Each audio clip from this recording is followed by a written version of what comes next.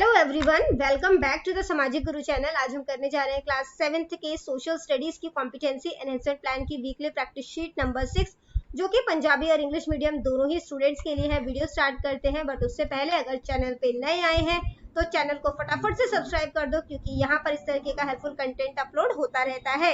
सबसे पहला क्वेश्चन जो बच्चों हमसे पूछा गया है वो है, डीडी पंजाबी टीवी चैनल ने एक सर्वे कंडक्ट किया, ठीक है, कि देखने के लिए कि इंडियन डेमोक्रेसी का सक्सेस रेट क्या है। तो उनको जो है वो ये रिजल्ट मिला। 40% पीपल जो है वो मानते हैं कि जो डेमोक्रेसी, इंडियन डेमोक्रेसी बहुत ज्यादा सक्सेसफुल है।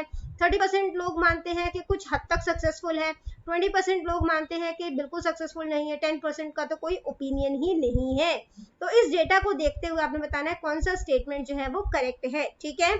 तो देखो, ज्यादातर लोग जो है वो उनका पॉजिटिव पॉइंट ऑफ व्यू है ना। 70% लोग हैं जो कि मतलब कि डेमोक्रेसी को सही मानते हैं। तो most citizen have a positive view of the success of democracy, यानी कि सेकंड ऑप्शन जो है वो करेक्ट है। अगला क्वेश्चन है, on the basis of universal adult franchise which statement is true. तो यूनिवर्सल एडल्ट फ्रेंचाइजी के अकॉर्डिंग कौन सा स्टेटमेंट जो है वो ट्रू है। सभी एडल्ट को वोट देने का अधिकार है। जो भी लोग जो है वो 18 साल से कम उम्र के हैं, मेंटली रिटार्टेड, ठीक है, दिमागी तौर पर ठीक नहीं है, अपराधी है, उनको वोट देने का अधिकार नहीं है। एक पर्सन एक वोट दे सकता है, ये जो सिद्धांत है वो भारत ने अपनाया है। तो आंसर हो जाएगा ऑल ऑफ दीज, ठीक है, यानी कि उपरोक्त सारे। इसके बाद अगला क्वेश्चन है, elections are an important part of democratic system in India. Election जो है वो डेमोक्रेटिक सिस्टम का एक इम्पोर्टेंट पार्ट है। The responsibility of conducting election in India is given to an independent body, election commission, और इसका काम जो है वो इलेक्शन कमीशन को दिया गया है। What is the primary role. Primary role मतलब मेन रोल जो है वो इलेक्शन कमीशन का क्या है। तो उनका काम है कि कंडक्ट करना फ्री एंड फेयर इलेक्शन, ठीक है। तो थर्ड ऑप्शन जो है वो इसका करेक्ट है। इसके बाद अगला क्वेश्चन है, women, man, rich and poor, illiterate and educated are considered equal in a democratic state. तो चाहे आदमी हो, औरत हो, गरीब हो, अमीर हो, पढ़े लिखे हो, अनपढ़ हो, सबको बराबर ट्रीट किया जाता है डेमोक्रेटिक स्टेट में। This fundamental right has been given to citizen in the constitution of India, और ये अधिकार हमें हमारा संविधान देता है। In which no discrimination is done on the basis of gender, caste, religion and property, जिसमें किसी भी मतलब की जाति, धर्म, प्रॉपर्टी, इन सब के आधार पर भेदभाव नहीं किया जा सकता। और इस अधिकार को क्या कहा जाता है, इसको कहा जाता है राइट टू इक्वालिटी, यानी कि समानता का अधिकार, ठीक है। अगला क्वेश्चन है, which among the following statement is correct. कौन सा स्टेटमेंट करेक्ट है। इंडियन नेशनल कांग्रेस जो है सबसे पुरानी पार्टी है इंडिया की, बिल्कुल सही।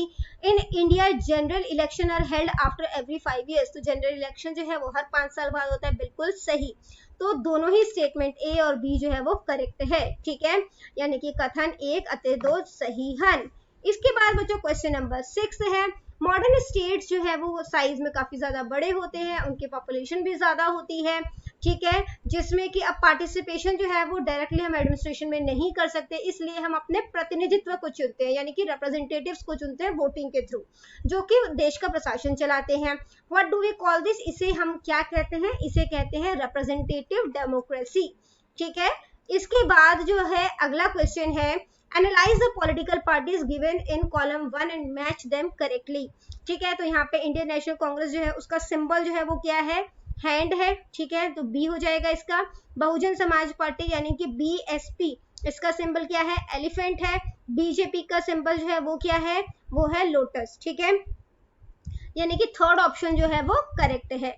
इसके बाद बच्चों जो नेक्स्ट क्वेश्चन है वो है, your father is contesting in election as an independent candidate. तो आपके पिताजी जो है वो इलेक्शन लड़ रहे हैं, आजाद जो है वो मतलब कैंडिडेट की तरह ही ऑर्गेनाइजेस पब्लिक मीटिंग, उन्होंने पब्लिक मीटिंग ऑर्गेनाइज करी, अपनी पॉलिसीज वगैरह इलेक्शन मैनिफेस्टो के थ्रू जो है वो बताया। इसके अलावा पोस्टर्स वगैरह है उसको भी पेस्ट करवाया, ठीक है। इस प्रोसेस को क्या कहा जाता है, इसे कहा जाता है इलेक्शन कैंपेनिंग, ठीक है। तो ये जो है वो सेकंड ऑप्शन जो है वो करेक्ट है। इसके बाद बच्चों क्वेश्चन नंबर 9 आ जाता है, जिसमें है कि each country has its own procedure of election. Her country के पास अपना एक इलेक्शन को कंडक्ट करने का तरीका होता है, ठीक है। In India the electoral process has to pass through special stages, तो इसको काफी सारे चरणों से होकर गुजरना पड़ता है भारत में। Can you put the first 4 stages of the election process as given below in the correct order. तो इसको ऑर्डर में अरेंज करना है। सबसे पहले जो है वो क्या होगा, डेट अनाउंस होगा, ठीक है। उसके बाद जो है वो क्या होगा, तो यहाँ पर जो है वो नॉमिनेशन फॉर्म जो है वो फिल किया जाएगा, जिसने अपने नाम हटवाने हैं वो हटवा सकते हैं, ठीक है। सॉरी, ये सेकंड हो जाएगा, ठीक है। इसके बाद जो है क्या होगा, कैंडिडेट जो है वो सिलेक्ट होंगे, ठीक है। और लास्ट में जो है वो क्या होगा, इलेक्शन सिंबल जो है वो अलॉट किया जाएगा, ठीक है।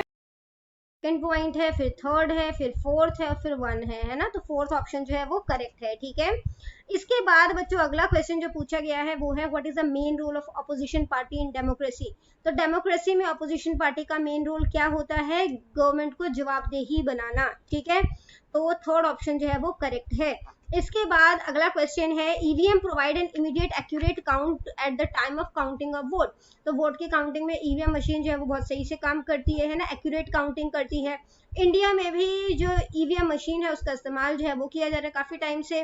State when and in which state were election electronic voting machine यानी कि ईवीएम जो है सबसे पहले इंडिया में कब इस्तेमाल किया गया था, 1982 में, ठीक है, केरला के बाय इलेक्शन में। तो फर्स्ट ऑप्शन जो है वो करेक्ट है।